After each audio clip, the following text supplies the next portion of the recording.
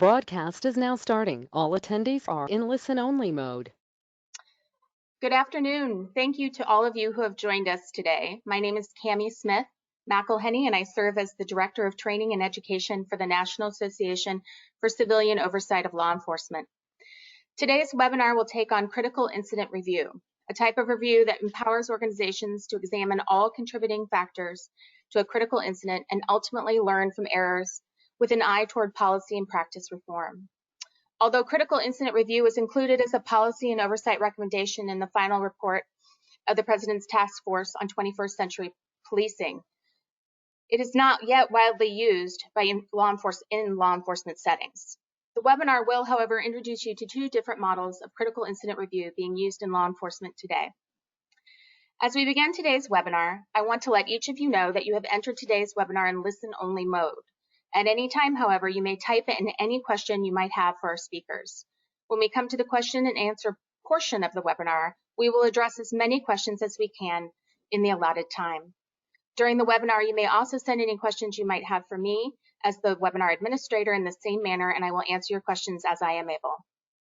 Now I'd like to turn things over to today's speakers. John Hallway is Associate Dean and Executive Director of the Quattrone Center for Fair Administration of Justice at the University of Pennsylvania Law School.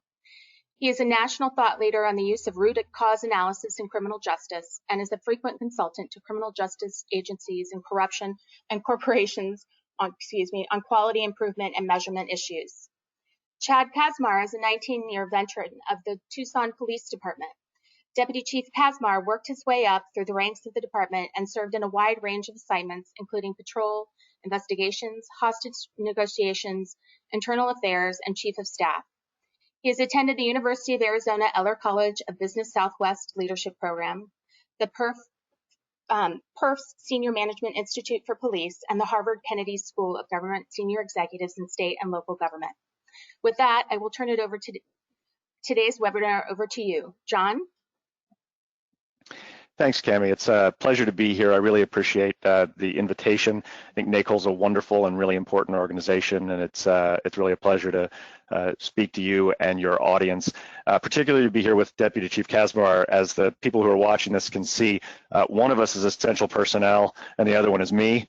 First of all, Deputy Chief, let me just thank you for the job that you do and that all of your colleagues do.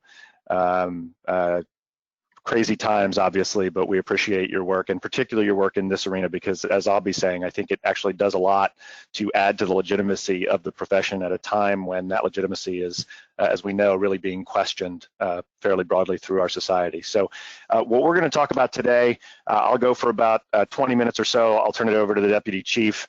But what I'm going to talk about today is the Quattrone Center's work in what here we're calling critical incident reviews. We call them Sentinel event reviews, but they kind of boil down to the same thing, which is how can we learn from errors, mistakes, misconduct in the criminal justice system, and how can our agencies of criminal justice take on what I would call forward-looking accountability to try to work now and make changes to prevent the next error, the next tragedy from occurring.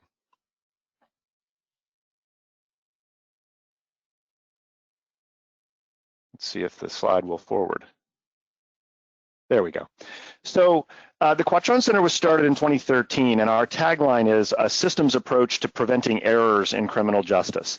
So the QC stands for Quattrone Center, but you could also think about it as quality control.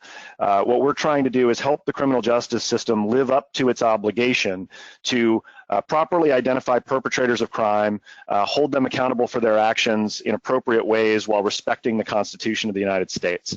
And so what we would say an error is, if you think, rather than litigating cases or representing clients, we try to look at the system as a system, and we do data-driven projects in collaboration with practitioners that help us learn about the system and make improvements that are implementable to improve it going forward. If you look at systems literature, the study of complex human systems, an error is really any time the system isn't working the way you intend it to. And so while we got started actually to look at, for example, a wrongful conviction, right? I think that's a place where everybody can agree the system isn't working as designed. If we have convicted somebody of a crime that they haven't committed, That's an error. The causes for that may be myriad and multiple, in fact, but a wrongful conviction is an error. But I would argue that from a systems perspective, a cold case, for example, is also an error. It's the flip side of that coin. So if a wrongful conviction is an instance in which we've convicted somebody of a crime that they didn't commit, so we got the wrong guy, a cold case is a situation where somebody has committed a crime and gotten away with it, and we have not gotten the right guy. So cold cases, wrongful convictions, errors. Sometimes those errors are caused by intentional misconduct. More often, and this is the case if you look at any complex human systems, more often we have errors caused by well-intended people making decisions that don't play out the way they expected them to play out. And in particular, I think in criminal justice, the police being kind of the sharp end of the spear, that first line of contact, any of the errors that occur in the criminal justice system downstream generally start from an inaccurate arrest by the police, not because of necessarily anything intentionally improper, but just because they're the first line of contact. So it ends up having kind of a ripple effect downstream. But one of the things that we want to try to do is prevent and help promote, might be a better way to put it. We want to promote accuracy in policing. We want to reduce errors in policing and promote that accuracy, because the fastest way to stop downstream errors is to get upstream and make the right decisions there. So things like improving our forensics, improving the way we interrogate or interview people to gather better and more diagnostic data from people, whether they're suspects or witnesses, and then certainly what's happening in our communities today, making sure that we have ways of eliminating inappropriate use of force.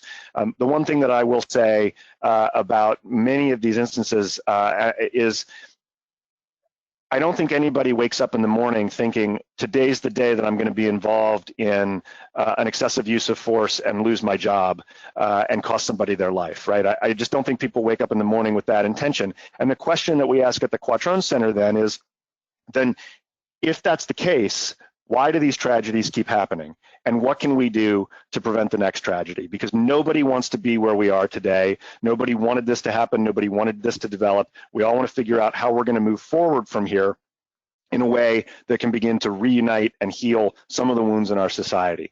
Now, something that healthcare does, something that aviation and transportation does, and really something that any effective system does, is it creates feedback loops to expose where the errors are in the system and learn from them and fix them.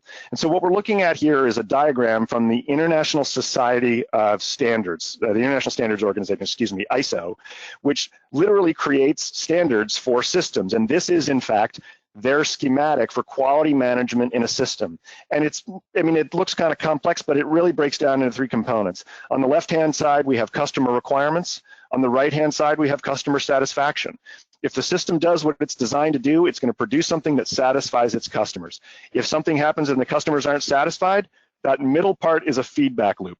The customers respond with a critique that goes into this loop where it gets examined by the system and changes get made. If you think about the first automobiles, people said, hey, I want a motorized horse. And maybe the first car has 3 wheels, and people say, well, it doesn't really balance really well. I'd like a 4th wheel. That's a feedback loop. We put the 4th wheel on it. Then people say, this is great. How do you make it stop? Well, okay, fine. Let's add some brakes. We're going to learn from that. We're going to add brakes. Now I want to drive it at night. You got something for that? Sure. I'm going to invent headlights and I'm going to put it on that. And that's how we get from the Model A to the cars that we're driving today that are, bordering on automatic with all sorts of increased safety features, et cetera, et cetera. Every effective system out there has used feedback loops to assess and review error, except the criminal justice system, which really does not do that well. In healthcare, when we have a medical error, if there's a surgical error or somebody slips and falls in the hospital or somebody acquires an infection in the hospital that they didn't have when they walked in, those are called never events. When we have a never event in healthcare, it is ingrained in the culture to do a peer review. In the surgical ward, these are called morbidity and mortality conferences. The doctor and the team that performed the surgery in which the error happened do a presentation to their entire team and to the entire surgical unit, and they discuss, collaborate, talk about how they might have done it differently, and rather than engaging in a blame exercise, they engage in an exercise of what can we learn from this to apply forward so that the next patient gets a better result. It's a confidential evaluation process, and typically what happens is they will identify multiple factors that contributed to the unwanted outcome, and then they'll propose environmental changes to prevent similar offense in the future. When I talk about environmental changes, let me give you a real world example. I don't know if you guys are like me, and in fact, when I'm talking to my students, most of them, this is like predates them, but I used to leave my ATM card in the ATM machine probably once every 6 months. I would go there and I'd be thinking about something else, and I would get my money and I'd be counting my money, and I would turn around and I would walk away from the machine, and then 2 hours later I'd be like, damn it, I left my card in the ATM machine. And that doesn't happen anymore. And the reason it doesn't happen anymore is that banks have actually changed the way the ATM machine works, so that now you have to take your card back before they dispense the money. And they do that because they know that you might walk away from your ATM card, but you're not going to walk away from your money. And so they don't change me, right? I know I shouldn't leave my card in the ATM machine, but sometimes I'm not focused on it or whatever else, and I'm the problem. They change the environment in which I'm making decisions so that now I can't make that mistake one way or another. And so when we talk about proposing or implementing environmental changes, it may be appropriate to blame the actors. They may have done something that's outside of a protocol or deliberately improper, right? And in that case, we're going to have to do that. But we still want to change the environment in which people are making those decisions to prevent them from thinking that that's the right thing for them to do. And it's not just going to be training, and it's not just going to be firing. We have to change the environment in which people are making these decisions, and that's really the goal of these event reviews.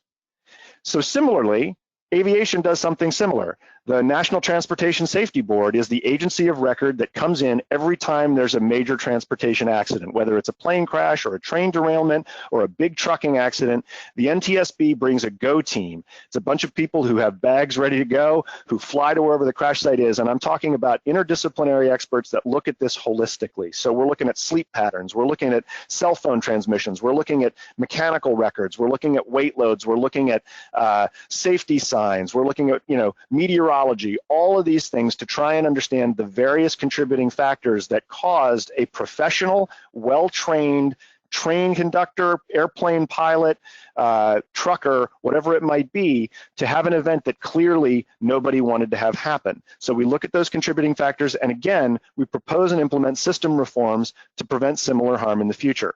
Now, in aviation, what we've seen is that accidents in aviation have actually gone down 40-fold, while flights have gone up 50-fold over the course of the past 50 or 60 years. True with trains, true with trucks, true in healthcare. More and more people using the services, fewer and fewer accidents over time. That's in stark contrast to what we're seeing in criminal justice.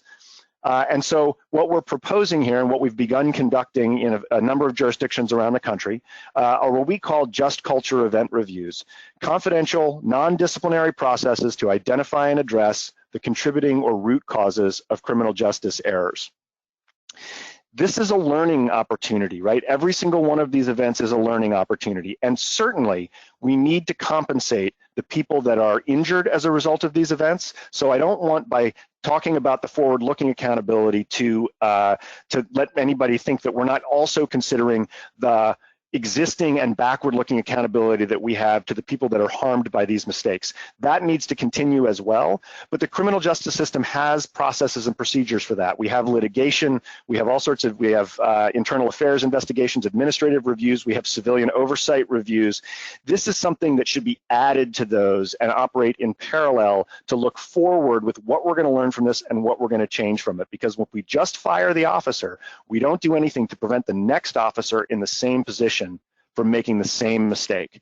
So I view this as something that's actually protective of good police and pro-policing, to add this to the quiver of options that we have to fix these problems. So we're trying to prevent error recurrence. We start by presuming that the actors worked in good faith, and that may not always be the case, and I know that when I say that to a lot of my criminal justice colleagues who are in the business of allocating blame all day, every day, that can be a difficult concept to absorb. So work with me on that for a minute, I'll come back to it. What we then want to do is we want to identify the core causative factors that cause the error and create an action plan that will prevent their recurrence. And ideally, as I said, those are environmental issues that might require us to do system or process redesigns so that we're protecting people from themselves, in a sense, going forward. So we have conducted a number of these. We conducted our first one in 2015 with the district attorney in Montgomery County, Pennsylvania. It was actually a prosecutorial error. It was a sexual assault case where the prosecutors had charged the case as involving Ambien to facilitate the sexual assault. They had misread a lab report. The lab report was confusing and vague, but it turns out Ambien was actually not used. They actually had to drop the charges against somebody that they believed to be a sexual predator and transfer the case to the Attorney General. We did a review with them. We identified a number of communications issues and other things that we could do, and structurally changed the office in permanent ways to make sure that this didn't happen again. More recently, we've created a multi-stakeholder group called the Philadelphia Event Review Team. It involves the DA's office, the Defender Association, the Philadelphia Police, and the Court of Common Pleas, which is our trial and criminal court. And these organizations all come together, self-nominate cases, and then we go through a process of understanding them on a recurring basis. If you're interested in reports that we've published and you want to see what the final product is, that gets driven by the groups. The copies of those are available on our website, or if you reach out to me, my email will be at the end of this. I'll be happy to send them to you. Now, I said we call these just culture event reviews, and the reason that we do that is that we try to differentiate between a couple of different possible scenarios. The immediate reaction, I think, of the general public when people hear about an error in criminal justice is to assume that whether it's prosecutors, whether it's police, whoever it might be, that somebody's kind of putting a thumb on the scales of justice and that people are intentionally manipulating the system. And to be fair, that does happen, okay? We know that those instances exist and they have to be dealt with.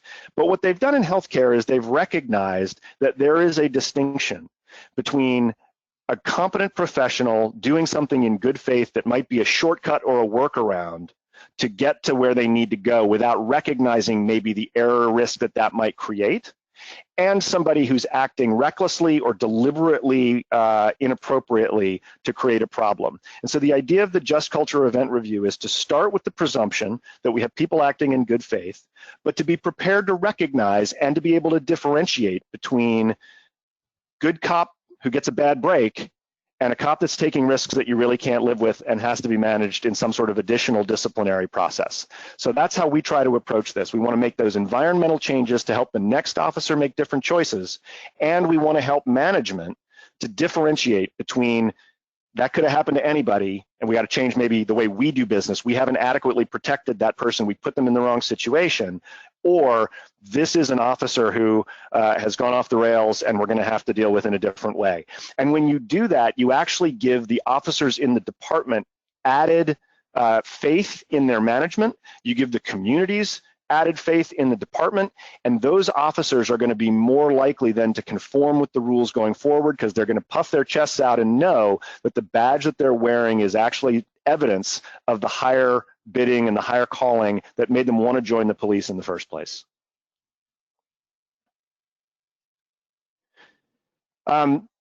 We thought we were kind of great when we came up with this in criminal justice in 2013, and, you know, free thinkers and really innovative. And then I found this publication, To Err is Human, and it's 1998. And so it's 15 years ahead of us, and it's when healthcare really decided to embrace this patient safety movement and kind of take on this forward-looking accountability that we're talking about. If you ever read the executive summary of To Err is Human, it's only about 15 pages long, and when you read it, just take the word healthcare out and substitute policing or criminal justice, and it's a terrific summary of the philosophy.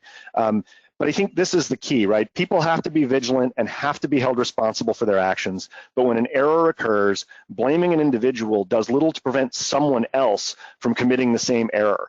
I actually, when I first read that, I actually thought about my kids and when they were toddlers, right? Like, whose fault is it when my 3-year-old spills his orange juice on the rug, right? I could punish him for that, but really, he's a kid, right? I should have seen that coming. My job is to give him a sippy cup with some top that seals and put him in a place where he's not going to make that mistake, because just telling him, don't spill your cup, that doesn't create the environment where he can be successful. Now, Let me be clear, I'm not analogizing police officers to 3-year-olds, but what I am saying is we know we're putting our police officers into certain environments. We know there are certain things that they're going to be faced with. It's our obligation to consider that and put them in those environments in ways that maximize the likelihood of positive outcomes. And when there is a negative outcome, we need to recognize that quality improvement is a game of whack-a-mole. And when the mole pops up, we have to figure out why, knock it down, and make sure it doesn't happen again. That's our responsibility to them and to our communities. So this is where people say to me, but John, what about the people who act intentionally, right? What about the people who deliberately do things bad? And I actually had this conversation with one of the pioneers of the healthcare space, a guy named Lucian Leap at Harvard. And I said, you know, I talk about blame-free event reviews and like the lights go off and nobody listens to me anymore. What do you do then? And he said, well, in the first place, we're not saying that a pilot can be drunk and fly the plane, right? There are standards, and those standards have to be upheld, right? If you're a neurosurgeon and you've got Parkinson's or you've got an alcohol addiction, you can't come to work, bottom line. But he said, let me tell you this, in every industry we've ever looked at, you know, 1 in 30 of these events are intentional. So even if you assume, let's assume policing is the least moral industry in the history of mankind, and let's assume that it's 48% intentional, 52% unintentional, right? You should still focus on errors because A, there's more of them, right? But the other thing he said was when you deal with errors, you reduce errors, what you end up doing is you end up tightening your quality processes to make the mistakes harder, and that ends up making it harder to get away with misconduct. So misconduct that might have in the past masqueraded as error now is revealed for what it is, and you can deal with it not only more effectively, but more equitably. So when you start by dealing with error and you start by approaching people in good faith, more people want to participate in your process, more people trust the process, and then you're better able to differentiate error from misconduct, which then allows you more leeway and more faith from the internal organization and from the external organization in treating it properly. So that's kind of the philosophy that's driving this. Not that we ignore the misconduct, but that we are able to differentiate between the two and deal with each of them more effectively. So when we do one of these reviews, we assemble all of the participants in the review around the table. We get representatives from each of the organizations. If in fact we were only going to do something within a particular department, we would still want all of the participants and the different parts of the department around the table so that we really get a 360 view of the event. So this is taken from the Philadelphia Event Review team. We get, you know, all of these different folks around, and depending on the kind of case we have different people around the table. So we're doing something with a jurisdiction on the West Coast where we're looking at domestic violence fatalities. Obviously not an outcome that people are looking at in the system. There, what we're going to do is we're going to have first responders, which may be police, but may be healthcare professionals or paramedics, ambulances.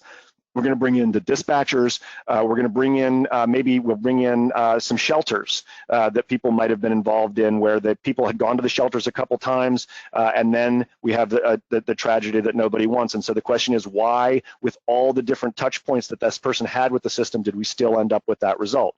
When we have a wrongful conviction, this is a pretty standard configuration, and so it becomes case specific, but the idea is to gather the people around the table that participated in the event, because it's their decisions in the moment that we're trying to learn from. We're trying not to Monday morning quarterback this and look backwards and say, oh, I know where they made the mistake. We're trying to ask them about their then current decision-making process and what was influencing it, so that, because that's the moment that we need to fix in the next event. So here's a sample process. I'm not going to spend a lot of time on this, but the bottom line is, first you've got to have your error. People have to agree on what the unwanted outcome is. That generally is pretty straightforward. Then you assemble the stakeholders, and then we prepare a timeline. And the timeline is a really straightforward chronology. Who did what, when, and what can we learn from that? From there, we generally get a list of people that we want to talk to. We interview them, and generally when we interview them, it'll be somebody from the Quattrone Center and a subject matter expert who has actually done the job of the person we're interviewing. If we're going to interview a DNA analyst, then I'll sit down with somebody who's helped to run a DNA lab. And the reason we do that is that experts view, people who have done the role have more credibility, think of better questions to ask, and help the person that we're talking to relax and recognize that this is not a gotcha exercise. This is not me as some pointy-headed Ivy League law professor coming in to say, this is how you should have done it. It's somebody else who's walked a mile in your professional shoes saying, you know, when I did this, these were things that influenced me. Did they influence you? What were you really thinking about? Oh, that makes sense to me. I can see how that would have been an issue. And that kind of awareness of the other person that we're interviewing and their circumstances is generally helps us to extract different information out of the reviews than we might get if the whole tenor of the review is, you're going to get fired if you don't answer these questions right. So we do these interviews, and from them we draw a list of all of the potential contributing factors that we see, and those might be equipment issues, it might be weather issues, it might be staffing issues, it could be a whole sorts of different things.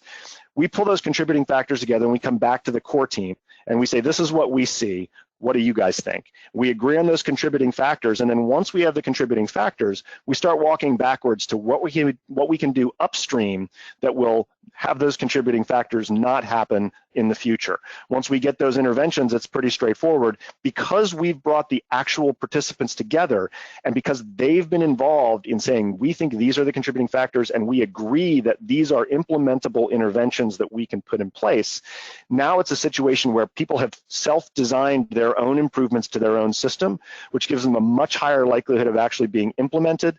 We do recommend that those learnings get published for two reasons. One, you've just done something really important for the community. You've acknowledged that you had an error and you've acknowledged what you're going to do to make it better. Why not communicate that with your community? Why not tell them about the efforts that you're making to improve?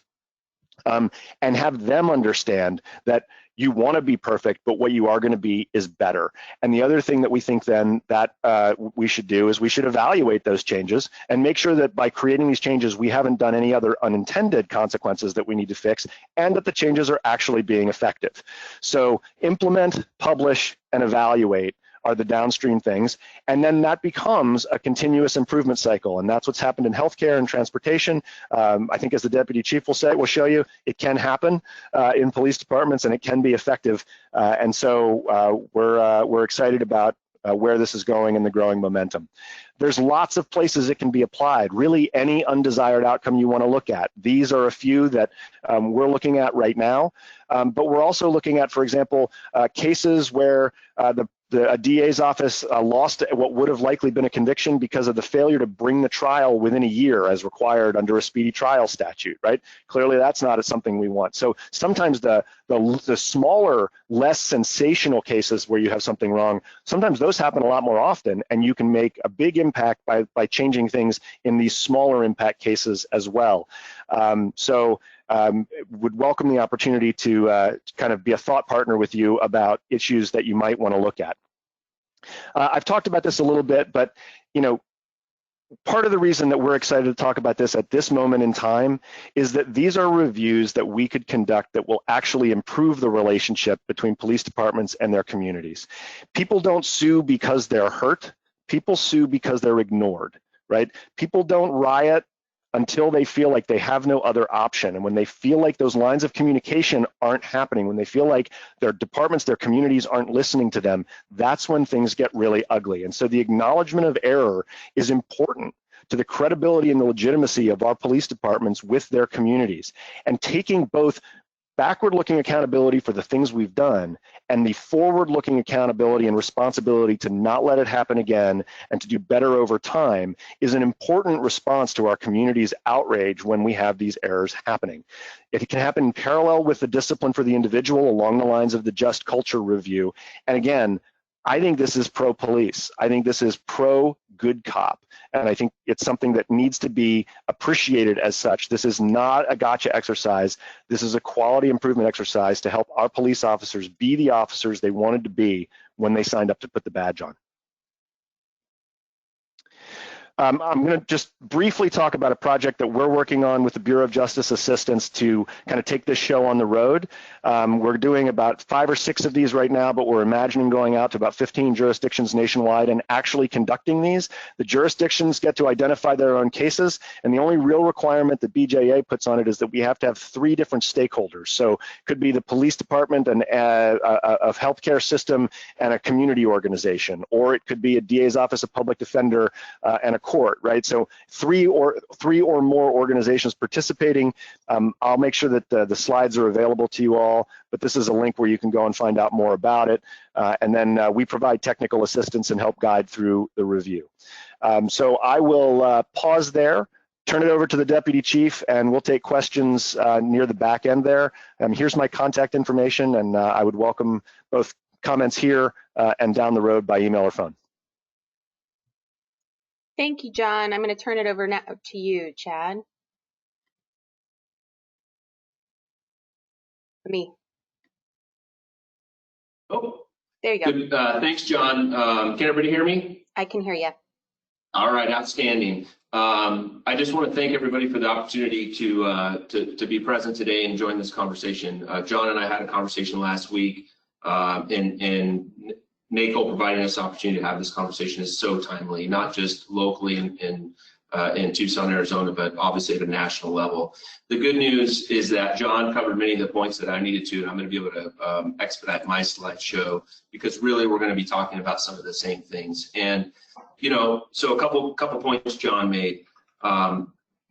Really, this is such an essential time to have this conversation because what we're seeing across the country, and to John's point, when people feel like they have no other option to protest or riot, then it doesn't matter what type of system that you have set up in place.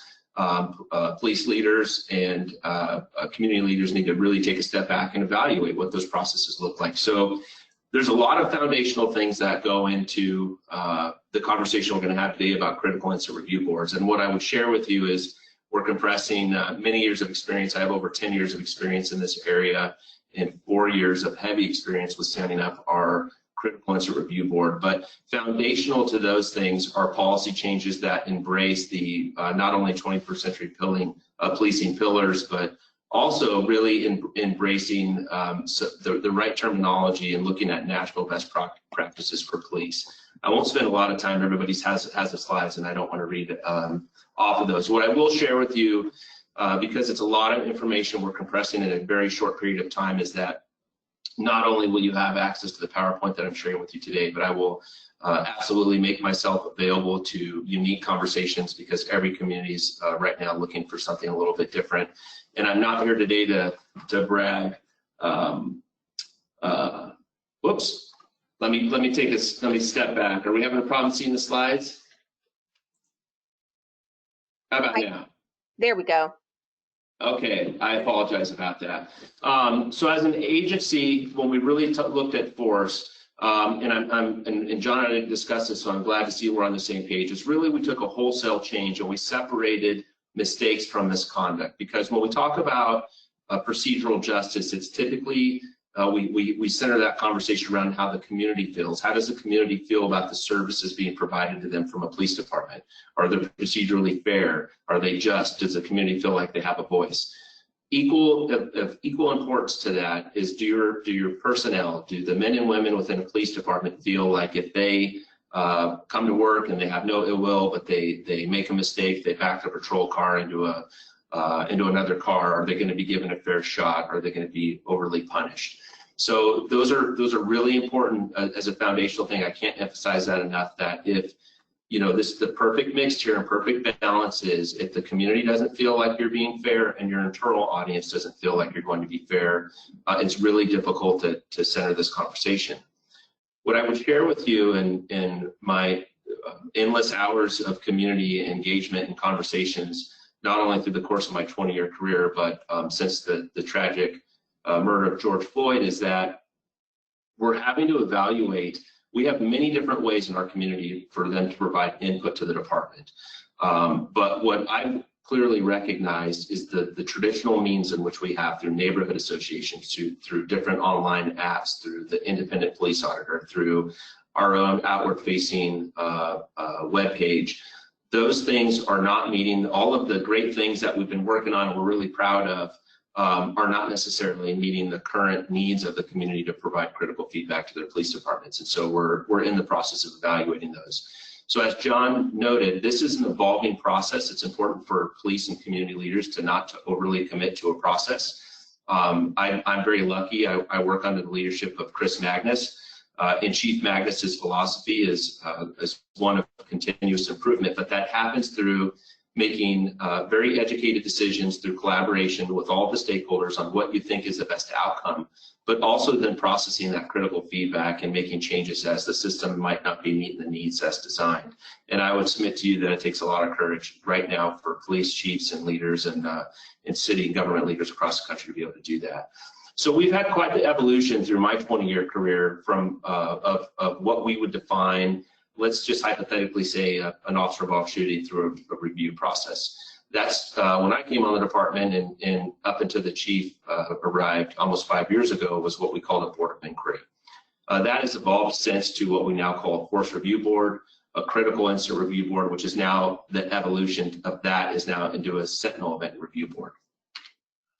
Now, I'm not going to get into all the specific details of this slide, but what the important thing to understand is that the evolution and the problem that we had when we looked at our critical incident review process was that at the time, the board, through its findings, assessed not punitive association to the violation, i.e., you committed X violation of general order, so now you're going to get a written reprimand.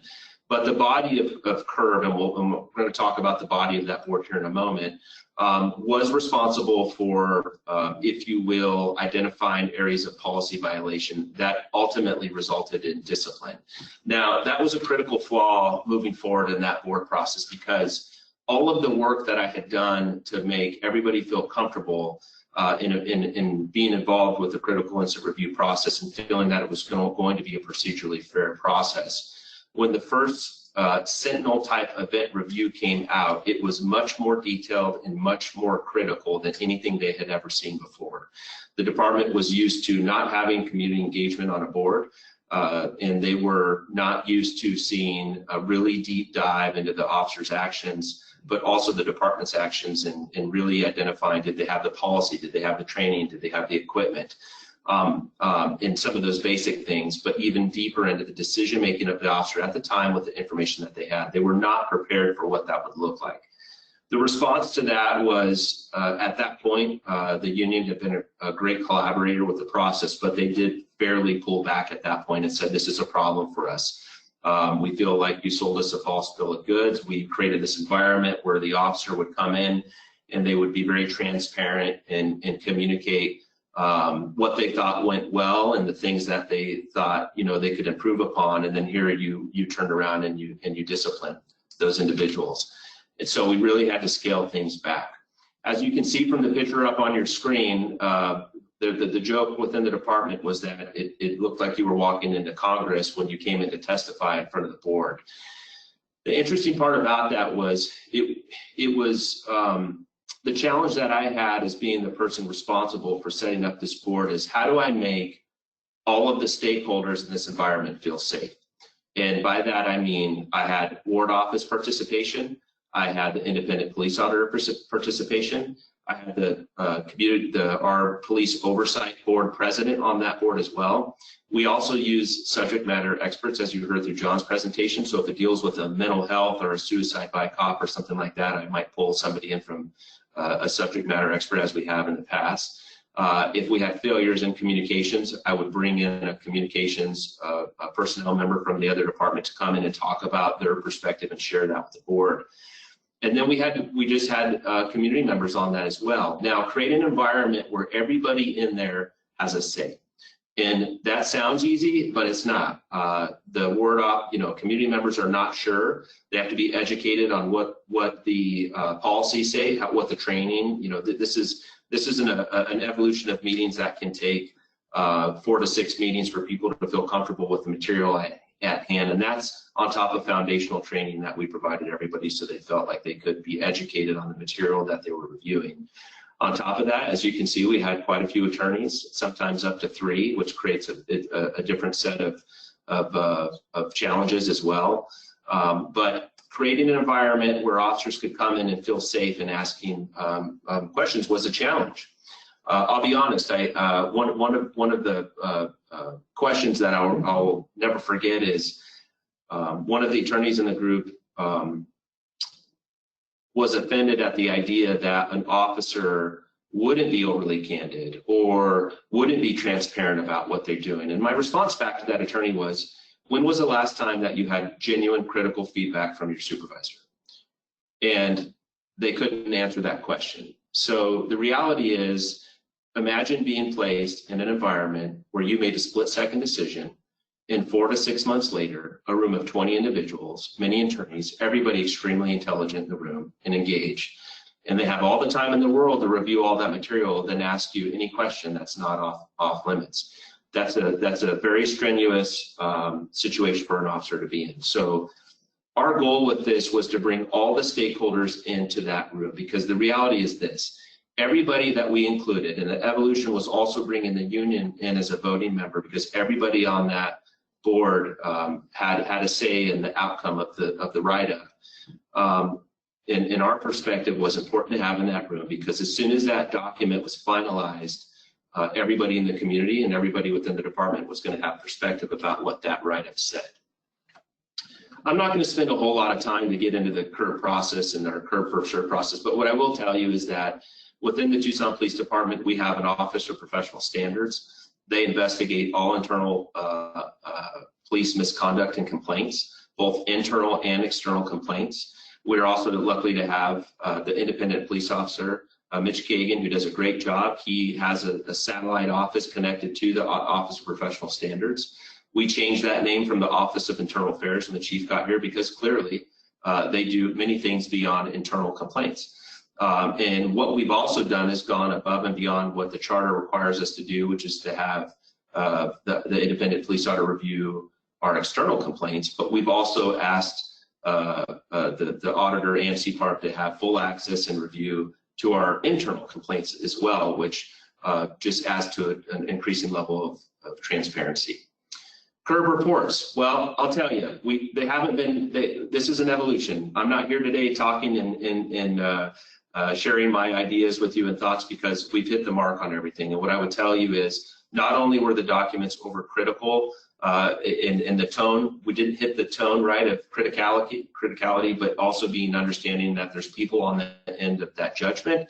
But also, we had some documents that were over 130 pages long. And what I'll share with you is that it was very difficult to get the department to sit down and take the time to process that material.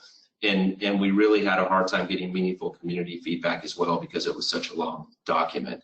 But it's going to capture most of the things that you expect any internal police organization to capture, to include policy, tactics, decision-making, communication, supervision, training, and equipment. Now, one thing that I think is special about the group is this. Our group operates on a consensus model. And what that means is, I have to get you to a 6.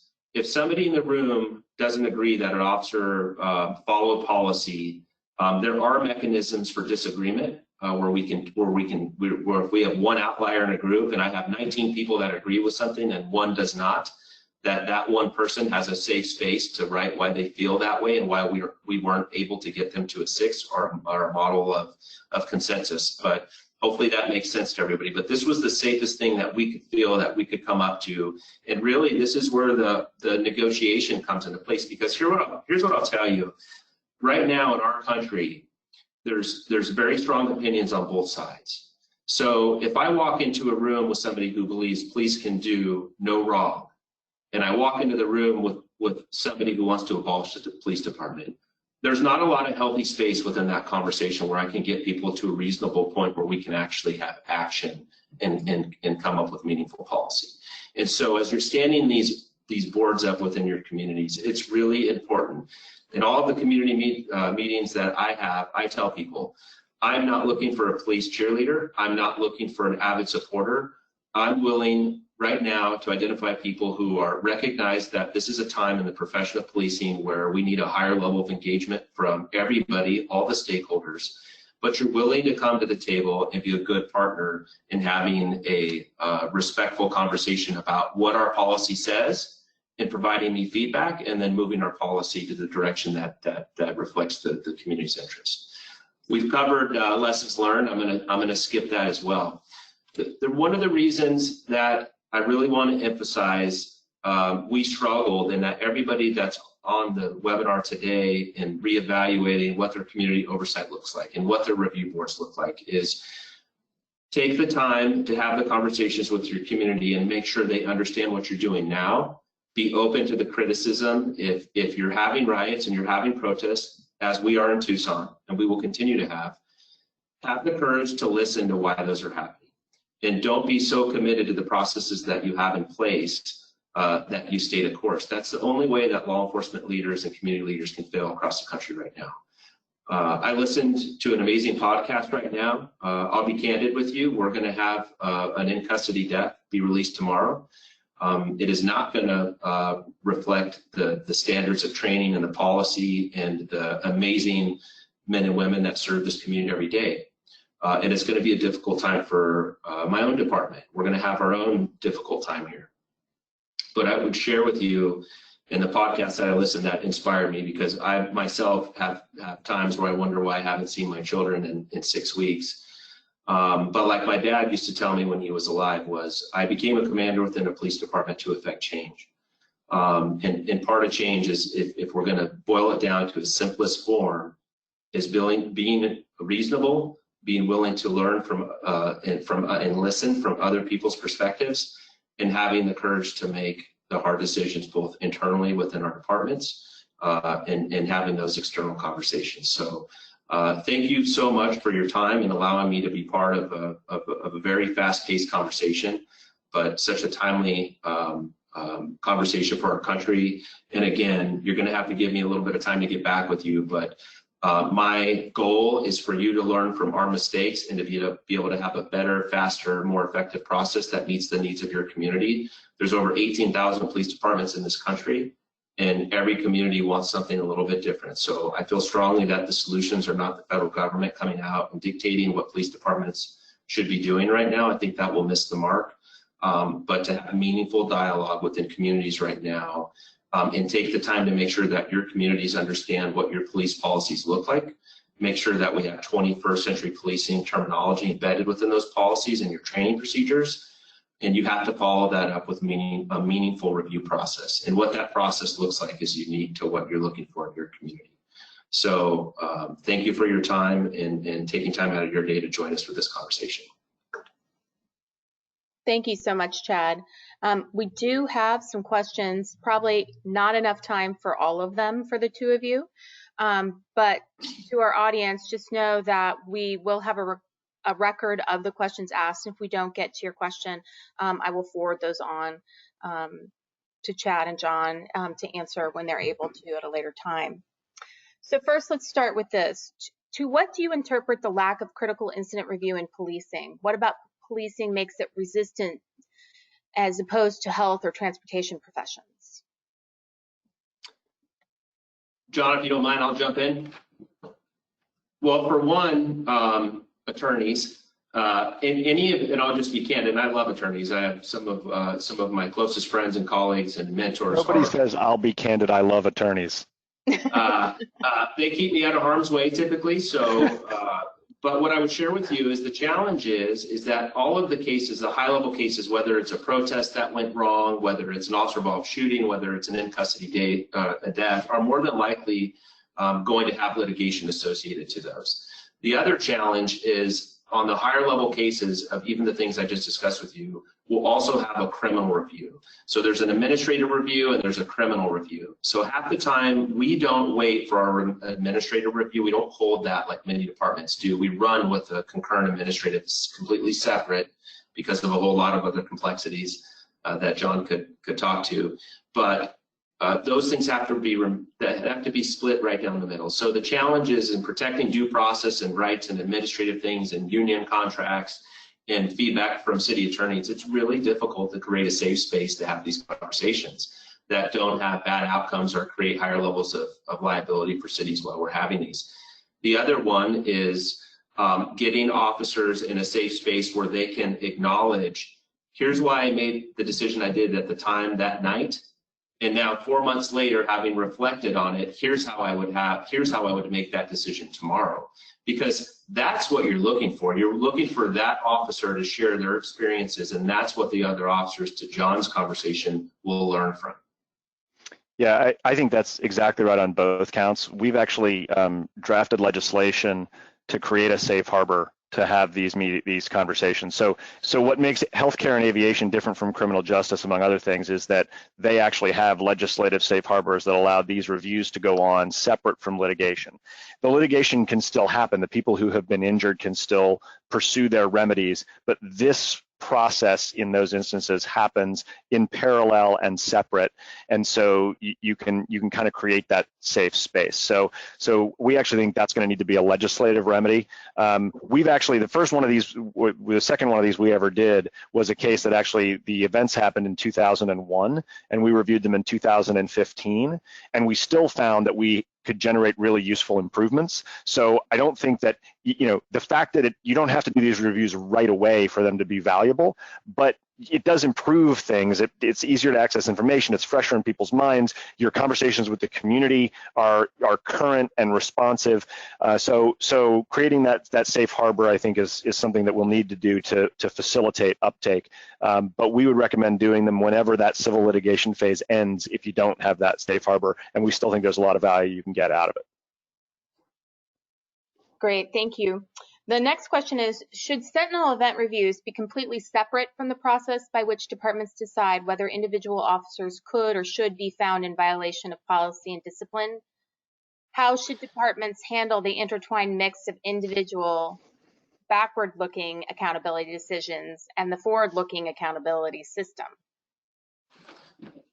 The way we fixed that problem was all of the findings come out of our Office of Professional Standards in a set area with set policy violations. So the way we fixed it and evolved through the process is now the chain of command will get that package. They review that package for any potential general order violations that were identified within the initial investigation. And what that has done, to John's point, has created the safe space then in conjunction with a declination letter from the county attorney if they were under criminal review. So the admin review is done on the general policies that we had at the time, the criminal review is completed, and that then creates the safe space to have a conversation to learn from, which is what you're looking for in a Sentinel event review. Yeah, I mean, I think you want the review to be separate from a disciplinary purpose, but you want the information that you get from the review to inform the decision that gets made about the individual. So, if you have an individual who complies with all of your policies and protocols, then the solution there is obviously not a punitive one for the participants. It's those situations where you might have an officer who deviates from protocol, but you don't really believe that it's for a malicious purpose or with a malicious intent. Those are the difficult ones to figure out how to manage, and those are the ones where you really need to be nuanced in your response and be able to make those differentiations. So having the process be connected in your decision making, but not in your question and answer, and finding a way to make that connection downstream from the question and answer, I think is where the value is in that kind of just culture concept. And if I can just give you a real world example of that. So if I have an in custody death and I have, in that review, the Office of Professional Standards confirms we had excited delirium training, we had positional asphyxia training, we had a bunch of steps in training in identifying a whole bunch of variety of training, and we had the training that we wanted in place, but officers didn't follow that training, and that would be something that the chain of command would address in the review of that. However, when that's closed and that event would go to a Sentinel event review, then what I would look at from the deputy chief perspective is, if we had the training, but a percentage of the officers on scene didn't follow that training, then why did that occur? And that would be something for the Sentinel event review board to identify and come up with suggestions for improvement. We do have time for a couple more questions. Next, what role should police play in these reviews? Should they be involved during the review process only or after the review is conducted? In other words, how do you ensure that reviews are partial, especially given heightened tensions in police-community relations? Well, I mean, I guess I think the process that Tucson has implemented is really interesting, right? Because it's transparent and it brings in the community, but it also has a substantial presence from police leadership and also then the union. And I think for all of the criticism that's currently swirling around police unions, we know that they have a pro-officer perspective, right? And so I think the blend of views and the transparency of that blend is where you get the credibility. You may not follow, you know, the group's going to come to its consensus views, and you might have dissenting views, but I think police should definitely be involved. I mean, this is an internally focused quality improvement initiative that you want to make sure has the credibility to the community, and so you bring in those outside perspectives. I think that's kind of how I look at it. What do you think, Chief? Yeah, great job, John. And John thanked me for being an essential part of this conversation, but the question actually frames this perfectly. We're all part of an essential part of this conversation. NACOL, independent police auditors, community commissions of oversight, our academic field, anybody impacted by a police action is part and is a critical part and a critical stakeholder to have a meaningful review. So I think now's the time more than ever that I am compassionate. I understand about the mistrust of law enforcement, but if they are to be eliminated from part of that conversation in communities, I have a strong opinion that you won't have a meaningful review. And I think it's worth pointing out too that sometimes in this process the community can learn about ways that the community was a contributing factor, right? If there has recently been a traffic stop resulting in an officer fatality, the next traffic stop, I mean, the same thing happens to police that happens to the rest of us. When we see something on social media, it freaks us out and we approach the next situation differently. And so if there are ways in which the community engaged that challenge the officer's ability to do something, that's an important thing to bring out in these reviews too, and communicate openly with the community. Everybody who participated in this led it down the path to where it ended up. And so the more people who were actual participants that we can get their perspectives on, the more we can learn, and each of the stakeholders, including the community, can learn from that how to do better. Great point. If it's all right with the two of you, since we started a couple minutes late, one more question before we wrap it up? Sure. Okay, great. Yeah. So John mentioned that these reviews are confidential, but also mentioned making findings public and showing the community that you're implementing changes. How do you balance those two? The way we do it is we gather documents from all of the stakeholders as a central intermediary. We don't share police documents with the community. We don't share community documents with the police. We don't share DA's documents with the defender, so on and so forth. We bring those in a central place, and then we do the interviews. And I think this might be different from the Tucson process. Rather than have people walk in and testify before Congress, we do one-on-one or one-on-two interviews. So we'll bring people in and have a quiet, calm conversation, us and a subject matter expert and the person. And then when we report back to the group, we aggregate that. So we'll do our best not to identify who told us X. What we'll do is we'll say people who participated felt that or thought that, and we'll try to have that be kind of as de-identified as possible to then learn from. And then when we publish the results, the conclusions are generally de-identified. So if there's a disciplinary process, it's happening separately and that gets announced separately. And so we do our best to preserve the confidentiality of the conversation while still making sure the substance is there for the group to make decisions on. Yeah, in Tucson, I will tell you, in my experience, the power of creating the space for the place I'm so proud about is our department is accepting, and it's now normal for a community member or a ward office council member on that board to be able to ask that officer a question.